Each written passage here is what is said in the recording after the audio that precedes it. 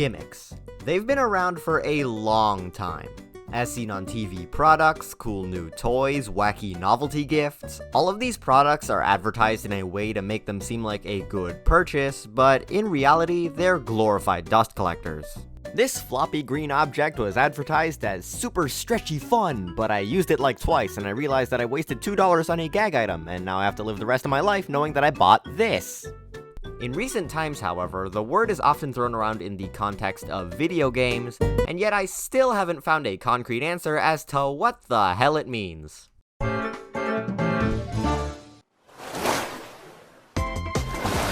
What is a gimmick in the context of video games? A gimmick is defined as a trick or device intended to attract attention, publicity, or business.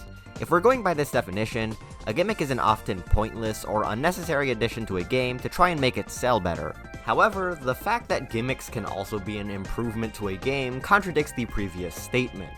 In reality, gimmick is a really broad term that covers multiple different common tropes in video games, which means it tends to overlap with a game mechanic, the fundamental aspects of a game. This creates an incredibly blurry line between a mechanic and a gimmick. A gimmick could be a feature that's disconnected from the main idea of the game, feels more like a bonus or add-on, or something that's non-standard in the genre. The term gimmick isn't well defined, and usage of the term is highly inconsistent. Some use it as an easy insult to features they aren't a fan of, and many have their own definitions for the term.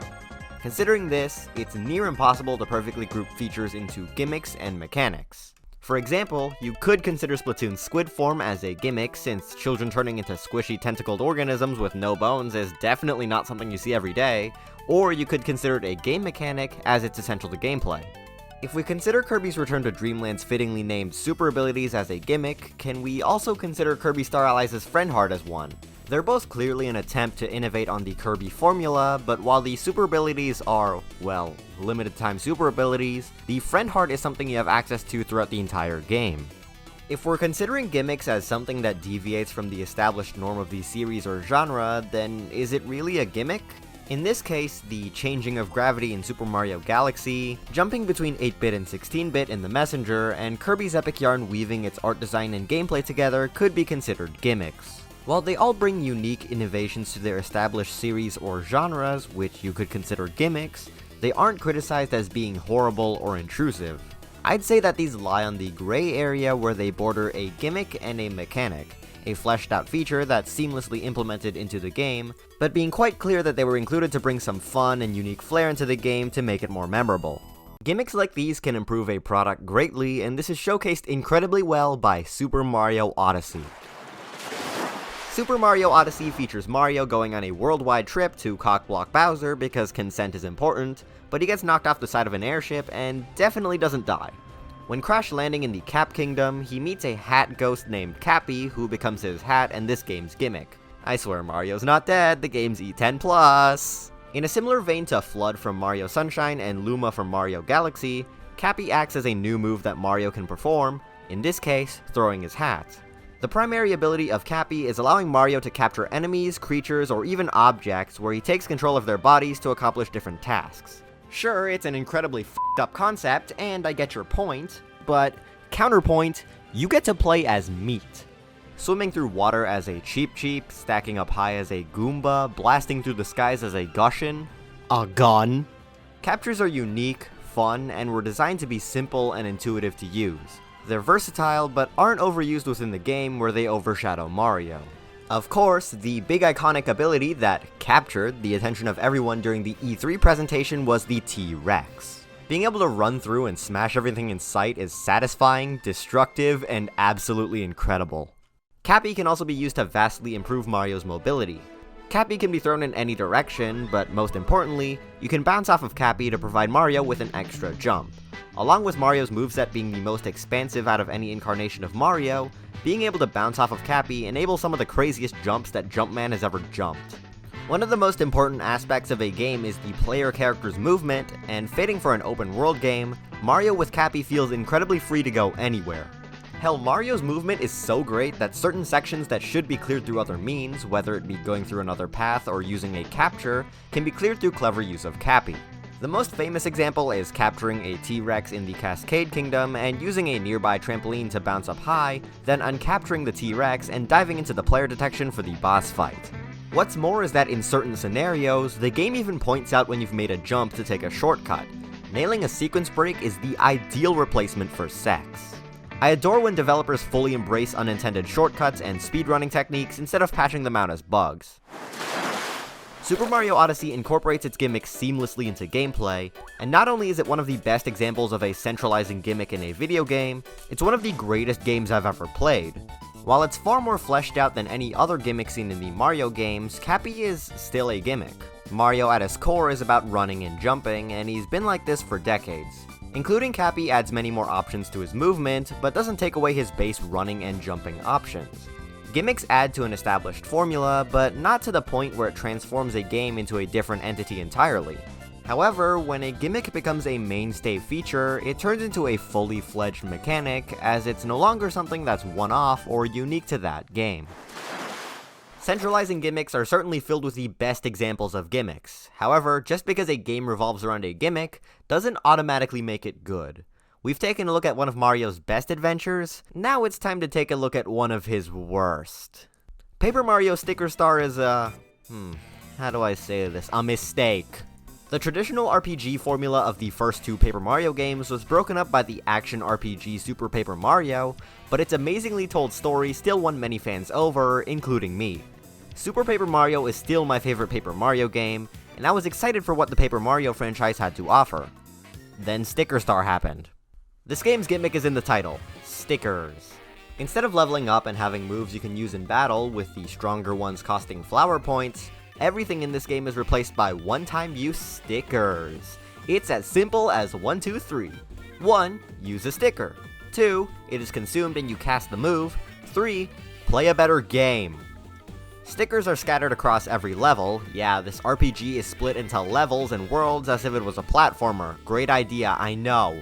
And everything you pick up is added to your sticker album, which is on the bottom screen of the 3DS. There are also real-world objects scattered across the levels, which you could take to an NPC to turn into a sticker that takes up multiple sticker slots. My favorite part of an RPG is organizing my inventory, said literally no one ever. These things, as the game calls it, can be used in combat for some admittedly amazing attacks, or are required to progress in the levels. Hope you picked up the thing you need to progress and you didn't use it up in a battle, or else you have to backtrack to a previous level and pick it up again, then go turn it into a sticker again, all of that just to solve a single puzzle. I especially hate how things take up multiple sticker slots, which just leaves less room for the stickers you'll actually use in combat. Except for the fact that combat is almost pointless in this game since it just gives you coins. God, this game is just a loop of pointlessness and frustration. To obtain certain items needed to progress, the game's other gimmick comes in. With the help of the most obnoxious piece of shit I've ever met, Kirsty, you're able to paperize objects by lifting them out of this world and placing them into your inventory. Yet another gimmick that has to do with inventory management, and this one has the added bonus of taking really goddamn long. When games force you to watch a tediously long animation for a mandatory mechanic, I'm just about done with it. I didn't even last through the first world of Sticker Star before I decided that enough was enough. Admittedly, Paper Mario Sticker Star has some aspects that it did well. The soundtrack is wonderfully jazzy, the world, while not as charming as the previous titles, is still nice looking enough, and the writing is charming at times, but for everything this game has done right, it does two things wrong. I could go on and on about how the story is bare bones, the battle system is boring, every character is just some variation of Toad, so on, but the biggest problem to me is that the gimmicks the game forces down your throat aren't enjoyable at all. Stickers are just annoying to manage, paperizing is tedious, slow, and incredibly pointless, and the things are especially a hassle to deal with. You could probably change the name of the game to Inventory Management Simulator and no one would question it. Not every game is entirely focused on its gimmick though. Some gimmicks aren't even available to you all the time. The first example I brought up was quite difficult to tell whether it was a gimmick or a game mechanic, but what makes something easier to discern as a gimmick is how it is implemented. It's clear that a gimmick is a gimmick when it is added or shoved into a game rather than being designed around. These are common with short sections in a game that shift the gameplay, which certainly clarifies how the term gimmick got its negative connotation. Think limited time transformations, stealth sections, quick time events, and the like. The sheer abundance of these poorly or even just mediocrely implemented gameplay segments has left a sour taste in many gamers.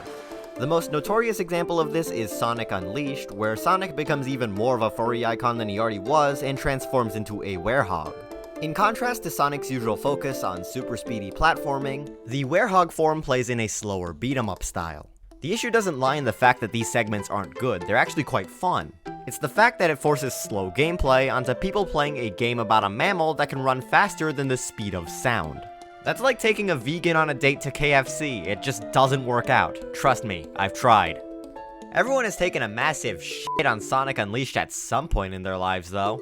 Not every gimmick has to feel forced, so let's have one of my favorite examples with Kirby Planet Robobot. Kirby Planet Robobot's main gimmick is the Robobot armor, where Kirby gets to pilot his own gunmen and pierce the heavens. After Planet Popstar had been mechanized, Kirby is regularly attacked by Invader armor, which he can defeat and hijack, becoming the Robobot armor. The Robobot armor can mow down enemies and punch through obstacles, but what makes the Robobot armor fun is its ability to scan some of Kirby's familiar enemies and steal their powers, not unlike Kirby himself. Scanning an enemy changes the Robobot armor's mode, which gives it a new moveset and sometimes attributes. What sets the Robobot armor apart is how it doesn't force a slower pace or make you watch a cutscene, but instead creates quick, rapid ability switching gameplay that synergizes very well with the Robobot armor's one-move playstyle. The Robobot armor being able to scan abilities keeps things unique by offering a new experience every time you come across an Invader armor, not unlike how captures in Mario Odyssey were handled. From the destructive abilities like Sword, Fire, and Cutter, to fast-paced vehicle sections with Wheel, to even side-scrolling shooters with Jet, the Robobot armor is incredibly fun and satisfying to use. The game also balances standard Kirby gameplay with Robobot sections, where it switches things up regularly, but not to the point where you don't get enough time with one or the other. Kirby Planet Robobot is one of my all-time favorite adventures that the Pink Puff has gone on, with great music, unique scenery, fun gameplay, and the Robobot armor definitely contributes to that enjoyment. And like, you can put stickers on the Robobot armor's arms and stuff. It'd be super cool if Nintendo made a whole game revolving around stickers. I'm sure it'd be a hit with everyone. Another example comes in with the Pokemon games, but not in the way you'd expect. After the massive success of Pokemon Go, there was an influx of new Pokemon fans that haven't had any experience with the traditional Pokemon games, or even role-playing games in general. To try and bridge the gap between Pokemon Go fans and longtime Pokemon fans, Game Freak decided on creating a simpler and friendlier Pokemon title that integrated mechanics from Pokemon Go with Pokemon Let's Go Pikachu and Let's Go Eevee. Pokemon Let's Go takes place in the Kanto region, not like that's ever happened, where a 10-year-old goes on a field trip across the region filled with giant magical animals unsupervised, but this time you get to flail your arms around like a dumbass. Despite being remakes of Pokemon Yellow, Pokemon Let's Go is much simpler and quite different compared to other Pokemon titles. Past mainstay features like held items and abilities are absent, and another mainstay feature that got cut was random encounters. The main gimmick here is that all wild Pokemon appear in the overworld and you can approach them to attempt to catch them. To make the game more accessible to casual audiences, during wild battles, instead of happening in the standard turn-based formula like trainer battles, it instead works like Pokemon Go, where you throw Pokeballs at a wild Pokemon with motion controls, which itself is a massive gimmick. In fact, Pokemon Let's Go is a lot like a Wii game, being a game with casual audiences in mind, and the entire game is played with one Joy-Con. I mean, sure, motion controls can be fun, but along with the sore arms, the motion controls don't even work very well, and sometimes your ball just flies in the other direction. And when you're playing with a single Joy-Con, you either have to deal with annoying button placements, an annoying stick placement, or a hand cramp. This thing is $50. Ah, the Pokeball Plus. $50 for an undersized controller that flashes, makes sounds, and houses a Mew, which is probably why anyone bought this thing to begin with. It also has Pokemon Go compatibility? Does anyone here actually remember that? And also, has anyone actually used this thing for Pokemon Go? Walking around in public with a Pokeball in my hand isn't my best look. It pisses me off even more that there's already a button layout without motion controls through playing in handheld mode with Joy-Cons attached, but I can't use my Pro Controller at all, even though the controls would be the exact same. With Pokemon already showing up in the overworld, you can also have one of your own Pokemon follow you around, a feature returning from Heart Gold and Soul Silver. Each Pokemon follows you differently, with some tagging along behind you, some running ahead excitedly, and some even allowing you to ride them. Then you look at Brilliant Diamond and Shining Pearl, where Ekans moves like a fucking Roomba. Great job, guys. Being able to see Pokemon in the overworld also makes the world feel a lot more inhabited, a problem I have with other Pokemon titles, and makes shiny hunting a lot more enjoyable as well. To tie in with the Pokemon Go aspects of the game, you're also able to transfer Pokemon from Pokemon Go into Let's Go, including 2 Go-exclusive Pokemon, Meltan and Melmetal. Good luck trying to get Melmetal. You need 400 candies just to evolve Meltan, and you can only encounter Meltan for an hour every week. I mean, anyone who actually grinded out the game to get Melmetal is just insane. Pokemon Let's Go is a wonderful experience. The gimmick of throwing Pokeballs wasn't implemented too poorly, aside from the forced and sometimes unresponsive motion controls. Being able to take a Pokemon game casually and slowly was really fun, and the amount of personality the game gives to your Pokemon helped me grow attached to my team like none I've had before, and along with the changes to the overworld, it made Let's Go one of the best experiences I've had with Pokemon in a long time, even if it was just Kanto again. From these examples, I've come up with a definition for gimmicks in video games that I think applies pretty well. A gimmick is something new or deviates from established norms in its series or genre, mainly used to sell a product or bring a sense of freshness to the experience that probably won't stick around for more than a couple games. However, these are just gimmicks in video games. To fully explore what gimmicks are, we have to step into the world of consoles. That's right, companies have also filled their magnificent machines with little gimmicks, and by companies I mean mostly Nintendo. Motion controls, dual-screen gaming, simulated 3D, this monstrosity of a controller. Nintendo never seemed to be able to release a normal video game console, and some of these ideas ended up being revolutionary. Hell, at the time, handheld gaming was a rarity, but today, people run games on their phones effortlessly. Take a look at the Nintendo DS, 2 LED screens, 1 display and 1 touch, with a clamshell design, a microphone, and tons of games that utilize these features. No matter how strange and wacky this device may seem, it was home to some amazing games and had a great battery life, perfect for a long road trip. Though as gimmicky as some of their devices are, no Nintendo console was more gimmicky than everyone's favorite golf machine, the Nintendo Wii. This thing is jam-packed with gimmicks, with a lot of the magic being packaged into the Wii's controller, known as the Wii Remote, made to be accessible to the casual audience since it functioned like a TV remote. Motion controls, an infrared sensor, vertical and horizontal use, it even came with a Wii condom.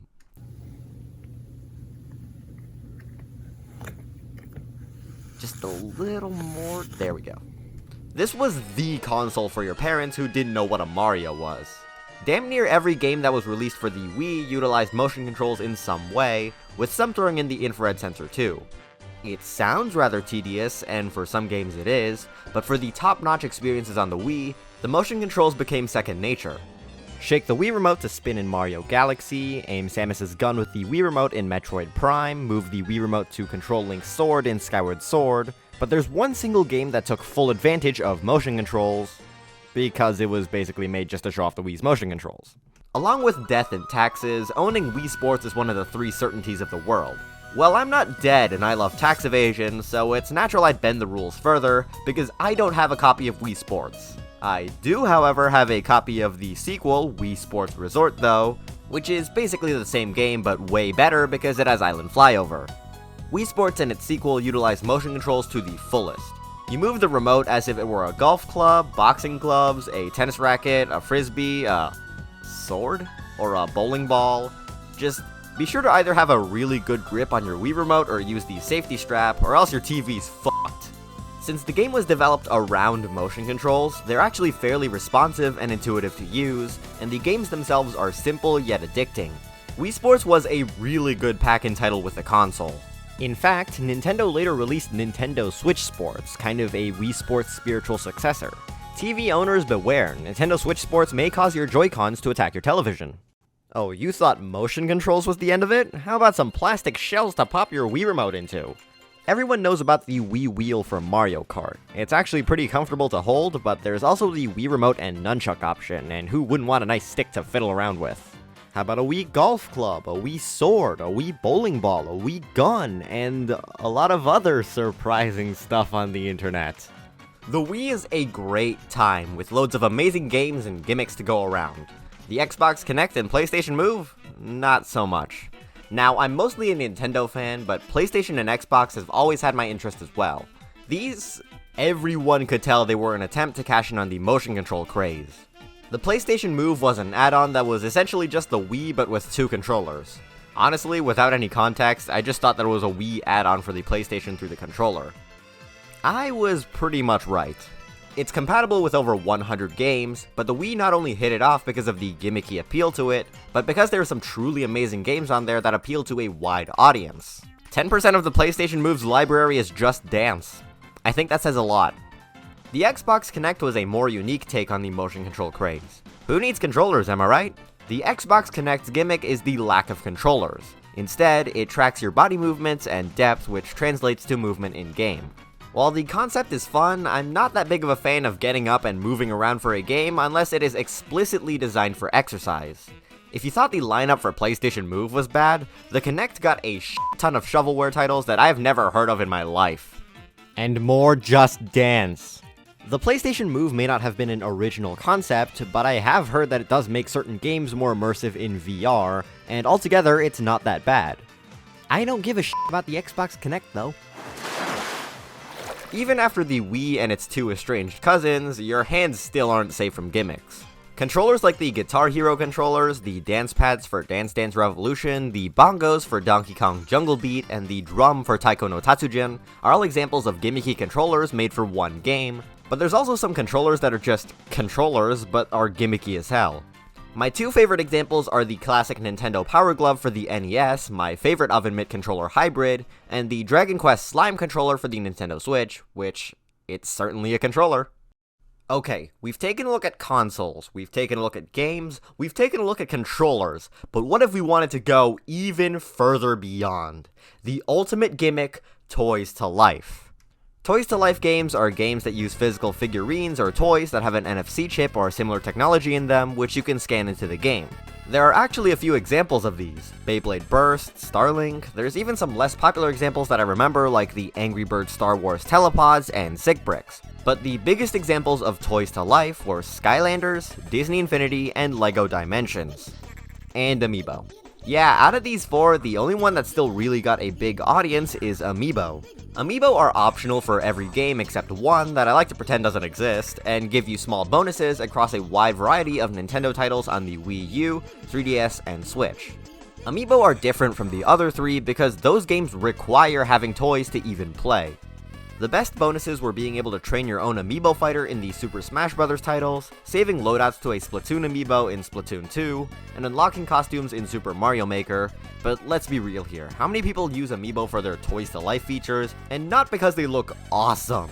The production quality on Amiibo is fantastic, and a lot of them look great on a display, but the amount of reward for using Amiibo is minor enough to where I won't bother pulling them off my shelf to use them.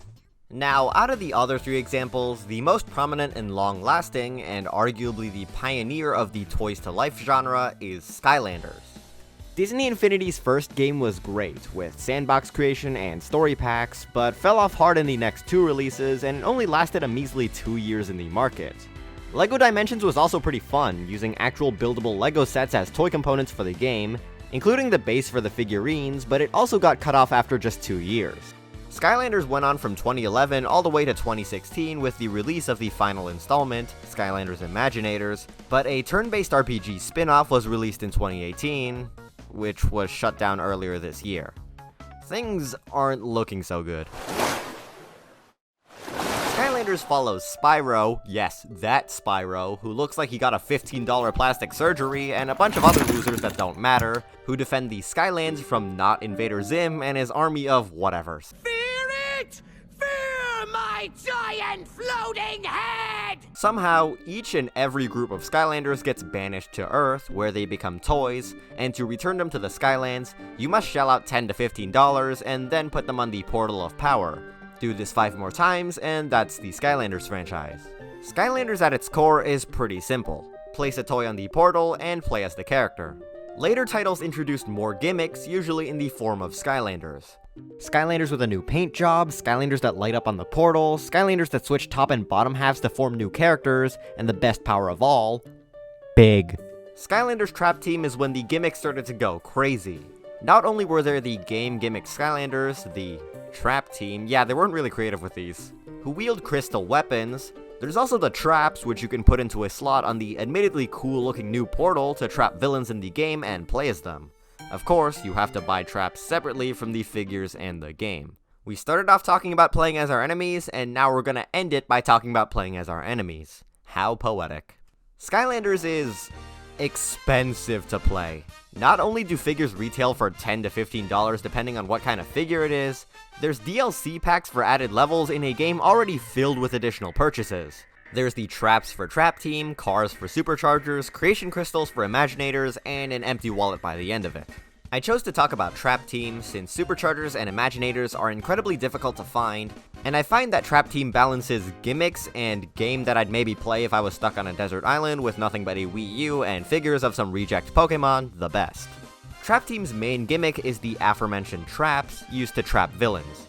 Each villain, like the Skylanders, is assigned an element, and to trap a villain, you have to use the corresponding trap. The starter pack only includes a life and a water trap, so you'll have to buy traps separately. Not only that, each trap can only hold one villain at a time, so if you want to play as multiple villains of the same element without having to go back to the hub world and swap the villain out, that's another $6 per trap. By the end of it, you're either missing out on content or sitting in a pile of weird looking Jolly Ranchers. To add another gimmick onto the new gimmick in a franchise already built off of a gimmick, the villains in the portal will say different lines depending on what you're doing in the game. Lord have mercy on your sanity if you have Broccoli Guy in your portal. Oh yeah, Broccoli Guy's got a great seat for this battle. Broccoli Guy's like, what? Broccoli Guy is on it. Oh man, the Broccoli Guy just keeps getting worse for me here every day, I tell ya. Hey, you know what? I'm over it. I'm cool. I'm on board completely with the new plan here. Broccoli Guy rules! The Skylanders games are alright, and Superchargers, which is dead to me. There's something neat about the whole portal gimmick that honestly does improve the Skylanders experience in a way. The Skylanders designs are passable. They're the most shallow, basic characters you'll find. Chop Chop literally looks like a low-level enemy, and some of the Skylanders are named far too literally. I mean, you just can't forget such riveting characters as Spyro, Gun, Satan, Fish, Smaller Fish, Girlfish, Bufffish, and Boomer. Judging by my collection, you could probably tell who my favorite Skylander is. It's Eyebrawl. A franchise with kid appeal in mind doesn't seem like it'd be too in-depth, and it isn't. The game plays like MOBA characters put into a platformer, which works just as well as you'd expect, but the combat sections are very satisfying. Though since most of the enjoyment comes from upgrading and playing new characters, it will get expensive to maintain. There's also the fact that the elemental gates are now locked behind the Trap Masters. In previous titles, so long as you have a Skylander of that element, you can unlock these elemental gates which lead to new mini areas and a hat for your Skylanders, but in Trap Team, these are locked behind the did I mention more expensive Trap Master Skylanders, which basically renders any previous collection you had kind of pointless. Then you look at who published the games and it makes a lot more sense. Interest in Skylanders had been present since the beginning, but started to decline beginning with Trap Team and fittingly crashed when Superchargers released. By the time Imaginators came out, interest in the franchise had already dwindled to the point where it was no longer profitable to keep releasing Skylanders games, and so, that was the end of Skylanders. Good. Skylanders, you were a big part of my childhood, I love you, but please, for the sake of our wallets, never come back. If you want to get into Skylanders, first of all, don't. But I'd recommend Swap Force since it's, in my opinion, the best game in the franchise and doesn't have as many expensive gimmicks as future titles. Toys to Life was very short-lived. You were basically buying tons of physical DLC, and when people caught on, they all ended up in dusty old boxes, old bags, or eBay. To illustrate just how hard Toys to Life fell off from its peak, I found this Disney Infinity 3.0 playset at the dollar store for $4.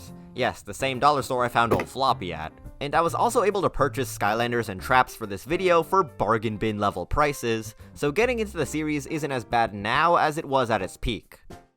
In the end, there isn't really one single definition for gimmick. Everything I talked about is drastically different, yet could still be considered a gimmick. What separates a good gimmick and a bad one is a mix of how essential it is to gameplay and how enjoyable it is. Pokemon Sword and Shield could work without Dynamax, but how would Super Mario Sunshine work without Flood, or Wii Sports without the Wii Remote? Yet, despite the concept of Paper Mario Sticker Star not working without stickers, it's still far from an enjoyable game. It's definitely subjective, since there's probably one person out there that enjoyed Paper Mario Sticker Star, and only one person, but I feel that what I just said here applies pretty well to most gimmicks. There are a hell of a lot of gimmicks out there, and it can be hard to describe them, but you definitely know it when you see one. I haven't even gone over all the gimmicks that I could think of off the top of my head. There are gimmicky fighting game characters, augmented reality, games that read your computer's files to spook you, and that one gimmick where Nintendo makes their Joy-Cons drift and pretends it doesn't happen. That one didn't go over too well with fans.